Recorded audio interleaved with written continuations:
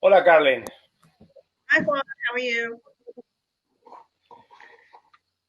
Thank you for joining. I'll switch to Spanish for the rest of the audience. Tenemos ya aquí con nosotros a Karlyn Carnahan. Ella es la responsable de todo lo que es la investigación para seguros de propiedad y contingencia en Norteamérica, en Celent. Ya tenemos con nosotros 32 personas que se han sumado de la otra sesión que acaba de finalizar. Y bueno, agradecerte, Karlyn, por estar aquí hoy con nosotros. Ella va a participar en vivo en caso de que haya preguntas y tiene para compartir con nosotros su visión acerca de un tema que ha investigado bien de cerca en el último año, principalmente acerca de la transformación de la gente. Por un tema de idioma hemos pregrabado su presentación y hay subtítulos, pero como les dije, ella va a estar aquí acompañándonos. Vayan dejando las preguntas que tengan en la sección de Q&A y al final de la sesión Karlyn va a responder, obviamente en inglés. Bueno, Gabriela, no sé si ya estamos listos. Hi, this is Karlyn Carnahan. I head up the property casualty business for Celent for North America, and I'm delighted to be here today to talk to you about the agent of the future and what carriers can be doing to help them get there. Insurance agents are the dominant distribution channel in the property casualty industry. Although in North America, most personal lines premium is written direct, the reality is that most insurance carriers utilize agents as the dominant force of distributing insurance. The challenge is that they cost insurance carriers quite a bit. These numbers are from AM Best. This is the 2018 combined ratio or the expense ratio for the industry. And what it shows you is that of a total expense ratio of an average of 27% for the industry, 11% of that is spent on commission, only 7% on the salary of the employees of the insurance carriers. So we actually pay the agents more than we pay ourselves. And this made sense back in the days when insurance agents were responsible for selling new business, gathering information, handling the billing. In many cases, they would take the first notice of loss. And in some cases, they would even had draft authority and could make payments for claims. And so they took on a lot of activities that generally are done by the insurance carriers today. In fact, some carriers are even handling the ongoing servicing through call centers and service centers. And despite all of that, what you see is an enormous amount of money being spent towards agents, which means that insurance carriers are looking and trying to figure out, how do we change this? The challenge is you can't just cut the commissions because the agents actually end up not making much. On a $1,500 policy, assuming that you're paying 20% commission, which is a pretty high number and not typical, but even at 20% commission, only $300 of that $1,500 policy will go to the agent. The agency itself typically will take about $195 to $200, and the producer, the one who made the original sale, will make about $100. And so you can see that on a $1,500 policy, the agent makes very little money. That $195 has to go to cover the cost of the CSR, the cost of soliciting that client, of maintaining that client, of handling their own IT expenses. And you can see that the minute that customer has a question and a phone needs to be picked up or an endorsement made, the agency has lost money. So small policies are quite costly to handle, and the economics of it are not favorable. And so when carriers come to agencies and say, hey, you cost too much, we need to cut your commission, the agents legitimately are pushing back saying, we cannot survive if you reduce commission. The economics simply don't support that. Now, the problem is that although carriers are seeing the benefits of technology through lower staff, what you see is that agents are increasing staff.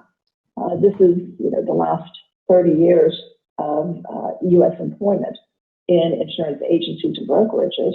And you see from over and over this, as time goes on, that the number of actual employees has been increasing. Those light gray areas are places where we have recessions, and unemployment generally dropped.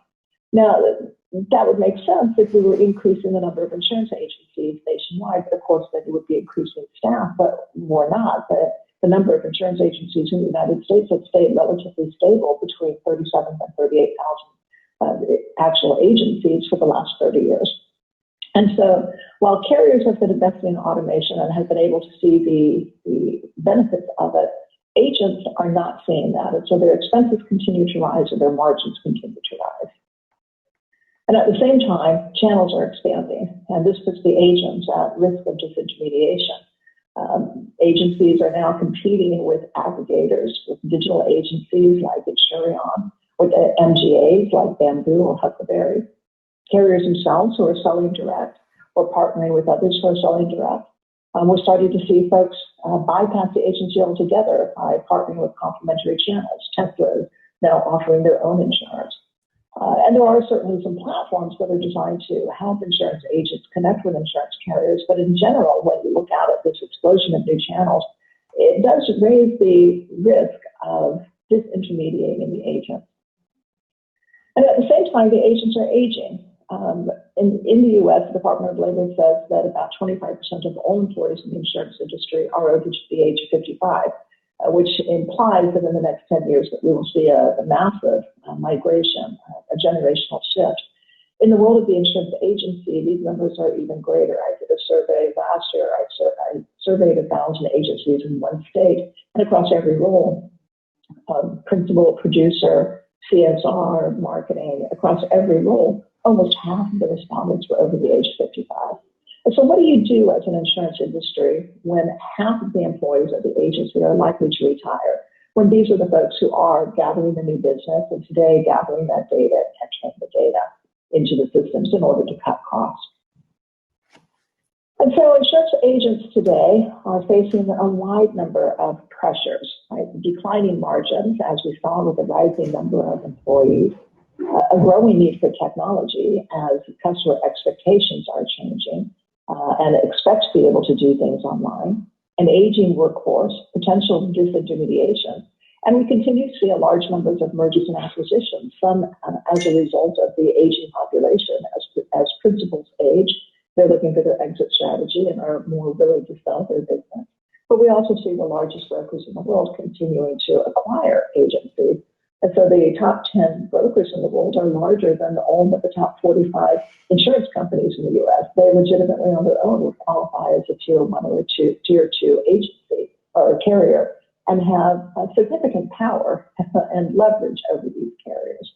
So a number of disruptive forces are impacting what that agent of the future needs to be. And so when we look out and try to predict what will happen and what kinds of agencies we see, we believe that there will be much more variety in the kinds of agencies, in the way they go to market, and the kind of support that they need. We believe there will always be large multi-line agencies, and they will continue to merge, they will continue to acquire, the largest brokers will continue to get larger and larger. We would forecast continued growth in digital agents as consumers prefer to shop online and would like to transact online, and not just personal lines, but small commercial and small workers' comp as well. I think that we will see a wider variety of niche-driven agencies, those that focus on specific.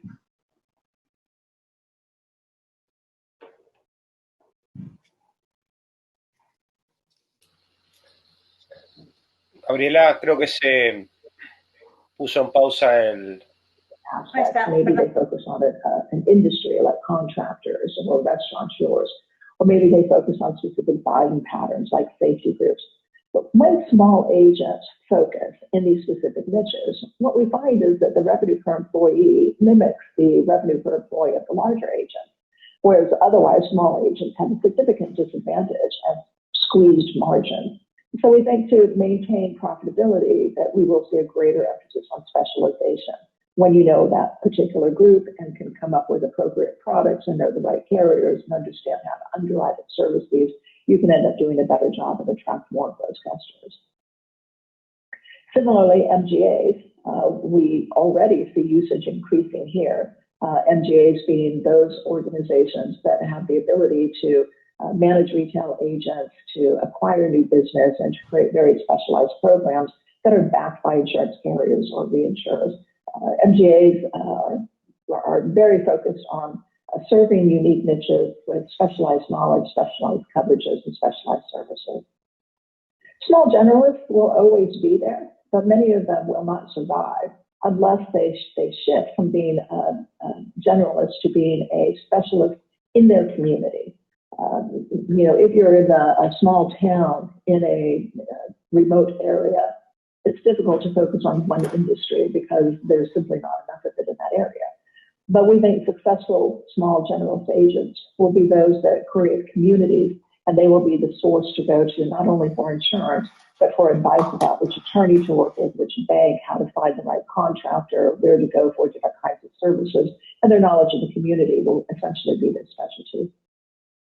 And we believe that we will continue to see clusters and aggregators growing in sophistication.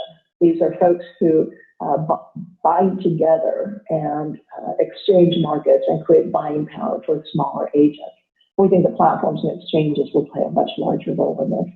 So rather than thinking about the insurance agency world as being large brokers, regionals, and small mom and pops, we think that the world of the insurance agency of the future needs to be more focused on these different kinds of agencies going to market in a wide variety of ways. You can see that the kind of support that they need from insurers is quite different. What a large broker needs is very different than what a small generalist needs. And so as we look forward to how carriers can help them navigate these different external pressures, there's a number of different techniques that insurance companies can use. So insurance agents to be successful will have to change the way they do things. They will need a new focus on marketing, especially focusing on digital marketing, navigating the social media aspects and utilizing digital marketing campaigns, which of course implies that more technology is needed.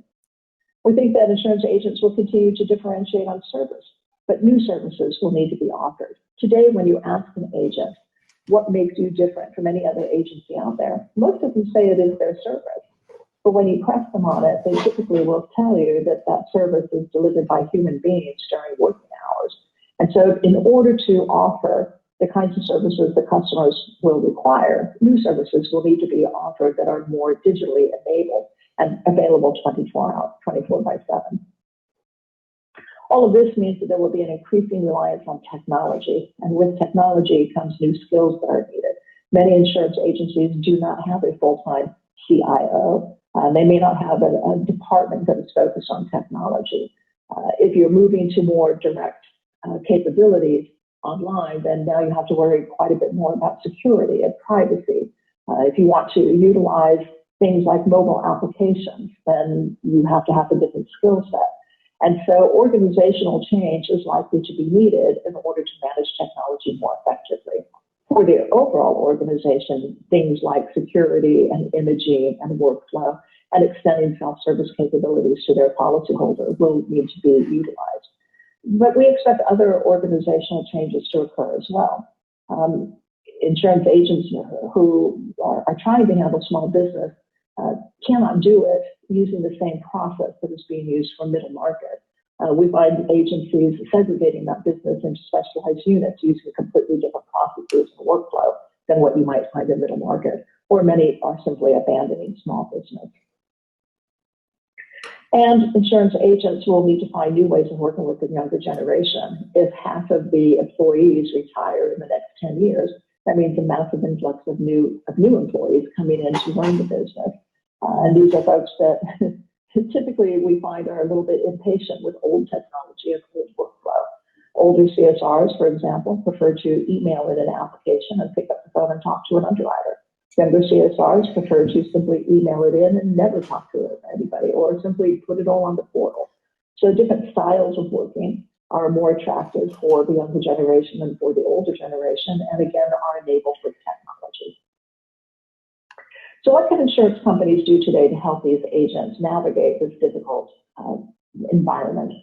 Well, we have laid out a customer experience framework for agents. We have a similar one for policyholders, but For agents, as many insurance companies see the agent as a primary customer, or certainly as a key partner, a key constituent. And we think that driving a great customer experience for an agent starts with know me, know who I am, know what kind of agency I am I trying to specialize? And if so, what niche is it? Am I part of a cluster? And if so, what role does that play? Am I losing staff and trying to hire, or am I considering selling my business? Know me. Help me grow my business. Help me protect my customers with the right kinds of products at the right price that are tuned to my customers because you know me. Help me service my customers. And by the way, they're my customers according to the contract between us. So don't disintermediate me. Don't get in the way. But my margins are being squeezed. So let's work together to find ways to service my customers in a way that make both of us look good and protect our margins. Talk to me the way I want. If I want to talk to you in person, let me. If I don't want to talk to you in person, don't make me. Involve me. If I have a loss ratio problem going on with my book of business, don't just take action. Let's work together to try and fix it. Make it fast and easy and pay me well. And if you think of this as the service, the customer experience framework for an agent, there are a wide variety of technologies and actions that you can take to deliver on this, well beyond a policy admin system, a commission system, or a portal. Certainly things like portals help to manage things, making it fast and easy, putting in pre-fill and using business rules to try and drive straight through processing. Compensation and commission systems certainly help with pay me well. You might think about instant chat for talk to me. You might think about a service center for helping me service my customers. There's a wide variety of tactics that you can take to create a differentiated customer experience for the agent. But there are other things that carriers can do as well to think about how much resources to apply. One of the first areas to think about is how we might use new data to segment more effectively. And we believe that we should be looking at segmentation of the agents along two dimensions. The first one being, how are you performing currently? Are you big? Are you profitable? And the second being, what is your future potential? Looking at things like, do you have an IT organization? What is the search engine optimization ranking of your website? Are you experiencing great turnover, or do you have a training department? Are you utilizing digital marketing? Have you embraced imaging and paperless files? Have you begun to move to policyholder self-service? There are a number of very objective criteria that you can utilize to think about the future potential. And then along these two graphs to begin plotting your agencies. Based on those, you might treat them quite differently. This is a purely hypothetical example. But you might start by seeing that those who have great current performance, they're big and profitable, may not have a lot of future potential. They're still quite important to you. And so for the old boys, you may want to simply focus on protecting that business, providing appropriate commission and bonus interventions focused on retention. For somebody like a hunter, these are people who have a great deal of future potential, but they're not big enough yet. Here, you might want to help them. You might want to provide them with technology service, assistance in evaluating social networks, evaluating their website. You might want to give them marketing and training funds. The beginners, the folks who are new at this, you might focus your efforts with them on technical training and product knowledge and customer acquisition skills. The champions, those that both have future potential and are current performance, you just want to get out of their way. You want to make sure to give them whatever is necessary to make it easy to write business. Yeah, maybe a dedicated underwriter, a dedicated marketing rep, administrative relief, things like that. The lightweights, these are the folks who don't have a lot of potential and frankly aren't performing very well. You would want to spend a minimum amount of money on them if you believe that they really don't have future potential. You may even look at them as candidates for termination. And of course, your futures, here you may want to promote and support different kinds of sales activities. And so using new data to determine that future potential and mapping it against the current performance gives you a very different way of thinking about segmentation. Typically, carriers segment based on current performance. Are you big and are you profitable? And those are the folks that get all of the goodies. But some of these others could become big and profitable if they have the right kind of intervention. And so using some of this new data to try and understand the agents more effectively is something to be thinking about. Now, along with that, then how do you intervene? You can provide different kinds of services that augment your cash payments. You may want to provide enhanced commission levels for some, or enhancing that bonus plan tailored by whatever your new tier is. Maybe you provide them technology money to help them convert their own organization. Maybe you give training specifically for that agency, or you give them money so that they can obtain appropriate training. Maybe you use your own staff, your own IT staff, to provide some technology consulting when you know how to convert to being a paperless organization much more effectively than they might. Maybe you help them hire new staff. If half of their employees are about to retire, maybe there's something you can do to help them acquire new staff.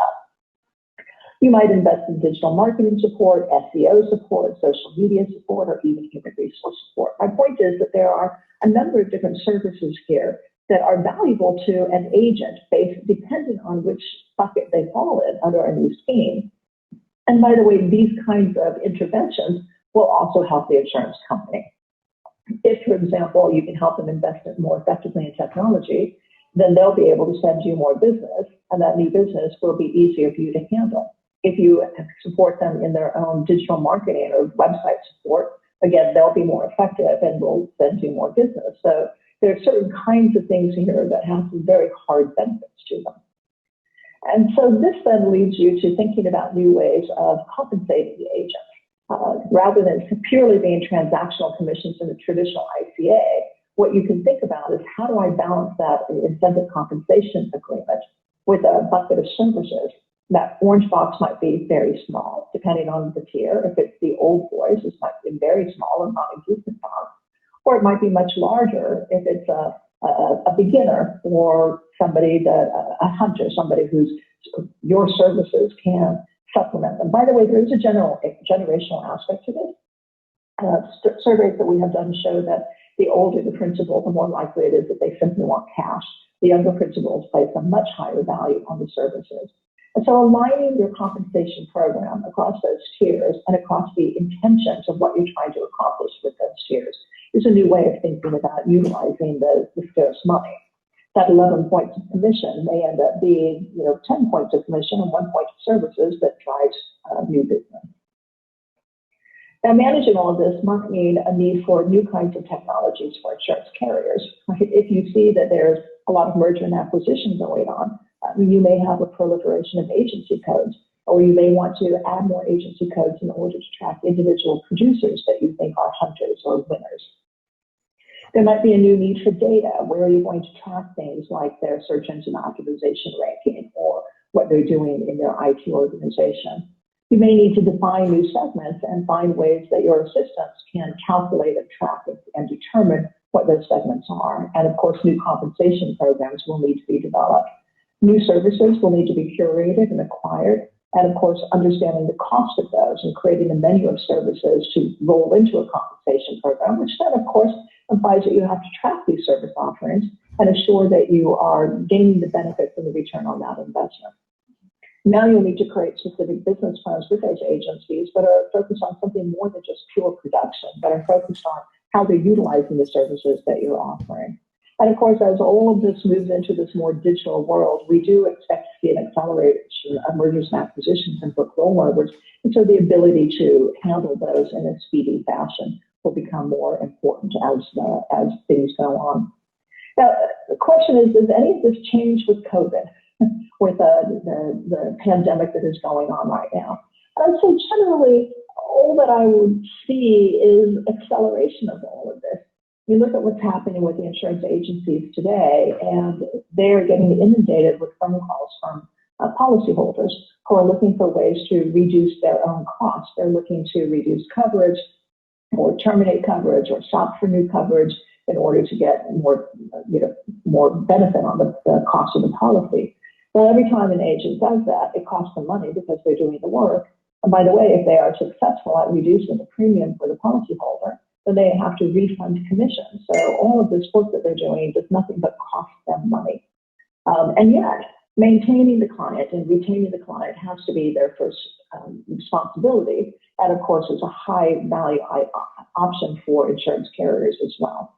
And so part of what insurance carriers might be thinking about today under COVID is whether or not there are new ways of providing services to take on some of that account maintenance for them, and in doing so, try and drive retention for the carrier as well. Overall, as an insurer, our recommendation is to know your agent, understand what they're focusing on, understand their effectiveness, understand their issues and what their challenges are, so that you can try and help them grow their business and service their business in a cost-effective way. The costs that are happening today to place and service business continue to rise. Invest in portals to make it easy for them to place business, invest in service centers to allow them to service business, invest in self-service capabilities for both policyholders and agents where it makes sense. We think it's also quite important for you to invest in new tools to allow you to manage this more effectively and to think about utilizing new data in new ways. The world of the insurance agency is changing with or without a pandemic because of these changing customer expectations and the other kinds of externalities. But insurance companies can help the agents manage that transition and in doing so, increase their own book of business. And with that, I've been delighted to participate in this session and hope that you enjoy the rest of your conference. Thank you.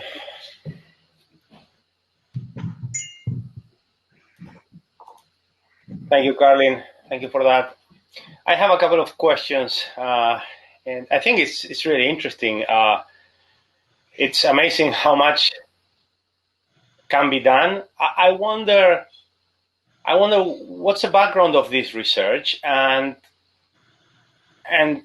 from all the advice that you are providing, how much is being really done? So what's kind of the maturity level of all that? Great questions, Juan. So the research started several years ago with a consulting project that had me on the road for a month talking to insurance agents, trying to understand what their issues were and what their world was looking like. That consulting project turned into another, benchmarking insurance carriers, quantitative analyses of agents, understanding where the agents are, what carriers are doing to try and solve these problems, and to try and get an understanding of how big it is. From there, I came up with the concept of that customer experience framework, that circle, and was able to validate that through a survey of 1,000 agencies to validate that indeed those are the things that matter the most to them. And interestingly enough, pay me well is not the most important thing. The most important thing is know me and talk to me. So that was the basis of the research, the fundamental foundation of the research. In terms of whether or not people are doing some of these things, yes, absolutely they are. And I think the most interesting aspect is the shift of segmentation. Instead of simply saying, are you big and profitable? Being able to say that you have potential and being able to objectively identify that. So it's not just my opinion, but we have multiple objective facts that allow us to validate where you're at. There are carriers who are offering these different kinds of services. I know of several carriers that are using the search engine optimization ranking of the agent's website part of their segmentation scheme. And so if you have a better website, you'll actually qualify for more commission. People are doing this, and people are certainly looking at how can we offer different services as part of the compensation program. And they're trying to align them with the goals that they have. So, for example, if your goal is to, increase the agent's marketing skills, if that is your goal for a particular agency, then you may, focus on a lead management program or sales training or some digital marketing support or social media support. If your goal is to make it easier for them to write business, then you may give them pricing flexibility, you may give them technology funds, you may give them advance notice of company changes, or a dedicated underwriter. So there are a number of things that can be offered, some of which can be quite costly, and others of which are not as costly. And so part of what carriers are looking at is, what is my overall compensation budget? How much of that can I spend on services, and which services might be most valuable to these different agents? Letting the agents have some say, involving them in that discussion of which services do they feel will be most appropriate. Now, not every agent values services. Not every agent says, I'm willing to give up commission in order to get services. But what you find is that the younger agents, first of all, are more technology savvy, and they're looking for more guidance and help. And the younger agents, the younger principals, are often very, very willing to take services in place of some commission. Obviously, they can't give up all the commission because you saw the numbers, right? Their margins are squeezed. And so balancing that becomes an interesting exercise with the agent. And of course, it then requires, as a carrier, that you have a more robust process to manage that business plan, right? We'll give you these services, and in return, you need to perform in certain ways. And are you performing in those ways? So there's a number of moving parts here, but absolutely carriers are doing this today. Yes, and you touched the cost dimension. Cost the agent per se for the commission, but also cost if an insurer has to do all the things you suggest. At what point, or have you had any conversation around, isn't it better to go direct if I'm gonna invest in digital marketing, more data and analytics? So how does the agent continue to be relevant? Yeah. Well, I think that there is absolutely a place for an independent agent. I don't think that going direct is the right option for every policyholder. Going direct works very well if you fit perfectly in the box that is being sold. But if you have anything unusual about your risk situation, you may need some special intervention. And what agents do is they help you understand where your risk is and help you find the right kinds of solutions to manage that risk. Even on very standardized products like personal auto, there are folks who need something more than you can buy online. And certainly when you get into commercial lines, there are a wide variety of risks. And so I don't believe that the independent agent will ever go away. I think that they play a very important and valuable role in the insurance cycle. That said, there are folks who do want to buy online. And especially with the pandemic, this is more, we're seeing already people telling us that there's an increase in online shopping. So a carrier, when they think about their overall distribution strategy, does need to think about how to balance these different channels and whether they want to go direct themselves or whether they want to work with digital agents in order to attract that online audience is a choice for them to make in their own distribution strategy. But I don't believe that the independent agent is going away, and I don't believe that every carrier should immediately flip and try and go direct. I think that that would leave many, many policyholders without the kind of support that they need. And have you seen, because I've seen this in Latin America already, a shift from that independency into getting more like clustering, trying to create a platform, working more on affinity models where it's B to B to B to C at the end. Have you seen that as well? Yeah, that was in that. There was one slide where I talked about the new models of agencies that we're starting to see. It used to be when you thought about agents, you thought national brokers, large regionals, small mom and pops. But today we are seeing agents that are doing a much better job of specialization, focusing on niche markets and becoming very good at that, or the MGAs. And even the small agents that have a difficult time specializing like that are finding ways to create efficiencies by working together to build scale. And these are the aggregators or the clusters. They're being enabled by some of the new technologies that allow them to very easily move business across each other or from market to market. And so the technologies are improving. The smaller agencies are getting more sophisticated at how to band together. And these new organizations, the aggregators and clusters themselves, are getting more sophisticated at how to manage the multiple agents in order to assure that everybody is contributing appropriately. So I do see that these new models of agencies are going to continue to evolve. Okay, well, thank you very much, Karlyn. We have to move to the next session, unfortunately. I would love to continue chatting here with you. But again, thank you very much for your presence today. I wonder if you'll be around in some of the network breaks, either today or the following days. But if you are, I'll try and stop in. I'll head over to the lobby now if anybody wants to chat for a few minutes, and I'll try and stop in again later on today. It was my pleasure to be here today, and I hope the conference goes very well for everyone. Thank you very much. Bueno, para el resto de nosotros, pasamos ahora a la siguiente sesión, allá a la izquierda, haciendo clic, saliendo de esta y haciendo clic para entrar a la siguiente, y nos vemos con el panel de CIOs y la innovación y digital. Muchas gracias a todos.